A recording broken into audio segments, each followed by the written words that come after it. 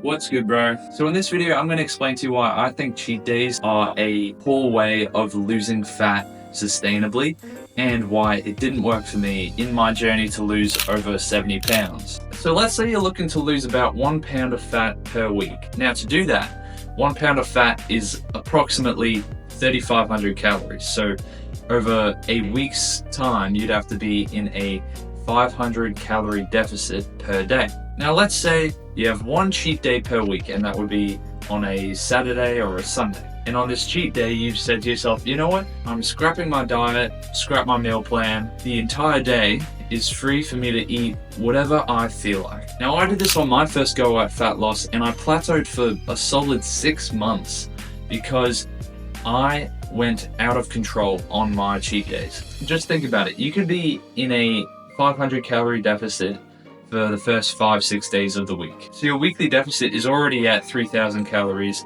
You're right on close to hitting your goal of your required amount of fat loss for the week. But on the last day, you have a whole day where no meals are tracked, where no meal is on plan. So you can guesstimate that at each meal, let's say you had 3 meals on your cheat day, that you went over by 1,000 calories. Now that's very moderate. Now it's very easy to go over your diet in each meal by 1,000 calories. That's light work, especially if you're in a calorie deficit and you've been doing it for multiple weeks. The cravings are high, the appetite is high, so you can't wait to just dig in and cheat. Now going over your calories in each meal by 1,000 calories 3 times per day already erases your entire week of progress. Let alone the foods that you'd be picking to overeat on would be hyper processed and highly palatable foods. These wouldn't satisfy your cravings, and these would actually potentially lead you to eat more food later on in the day, and you probably wouldn't even stick to 3 meals. You'd probably have a dessert and then another dessert. And something I struggled with during my fat loss journey that propelled me into this binging state every week during my cheat days was my way of eating. Now what do I mean? Well, let's have breakfast first. I've just been making a oatmeal bake in the background whilst we've been doing this video, and I believe it's ready. Open yourself. That looks pretty good, don't it? Oof. Let's eat. Okay, bro, so this is the first meal of the day. Thought I'd let you see it's a nice choc oatmeal bake.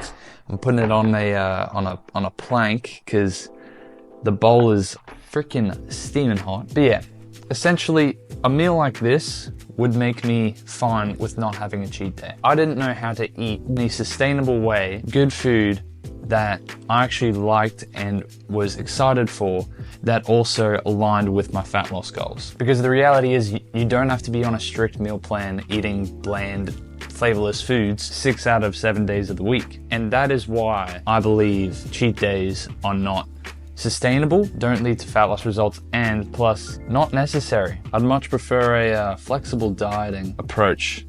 And cheat days are even worse for people who are looking to lose like the last 15 to 25 pounds, who are, you know, skinny fat but don't have a shit ton of weight to lose. Yeah, cheat days would definitely impede on your results, especially if you're far into a fat loss journey. Like, I'll show you a photo of me when I was plateaued. I was stuck at about 88 kilos, skinny fat and pretty short for a long time. And right now I'm lean and I'm 82, and this is a bulking meal for me. This is like 800 and something calories, but I know that it'll fill me up and I don't crave all these crazy foods anymore.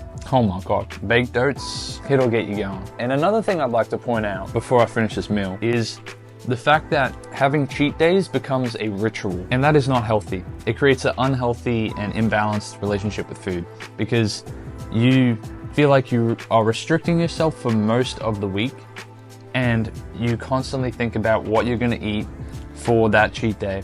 And even before the cheat day, this is what I do. I'd go out and I'd prepare what I'd eat for the cheat day. I'd grocery shop. I'd make sure I'd buy all the candies, all the sweets, all the bags of chips, and different types of popcorn I'd want to eat on that day. And I'd know, okay, I'll have this first, and then I'll have my, you know, egg and bacon here, I'll have my pancakes here, I'll have my box of Cheez-Its there, and I just become obsessed with it when the cheat day hadn't even come around yet. So I believe following an 80-20 diet approach with high protein filling foods is much more sustainable. And with something like this even, yeah, it looks nice and it looks like a dessert, but it's high protein, it's got oats, it's got fiber, it's got blueberries. It meets nutrient dense food needs that I have whilst managing my taste buds and my appetite. My relationship with food drastically improved when I followed this flexible dieting approach because it allowed me to stick to my plan and reliably lose fat without seeing the weight stall or even come back on because of my cheat days. So yeah, if I haven't pressed on the point enough, that which is not tracked cannot be improved. And cheat days are not something that you track, and they can be a recipe for disaster. And if you're interested with further help with managing these things, like having a good relationship with food and making sure that your progress isn't stalling, you're not hitting plateaus, then I do actually have online nutrition coaching for dedicated young men who are looking to lose 15 to 25 pounds and get out of that skinny fat phase and actually get a lean aesthetic physique. But anyways, I'm gonna finish enjoying this meal and hope you have a wonderful day. I'm Nick Steep and leave no more lost potential. Peace.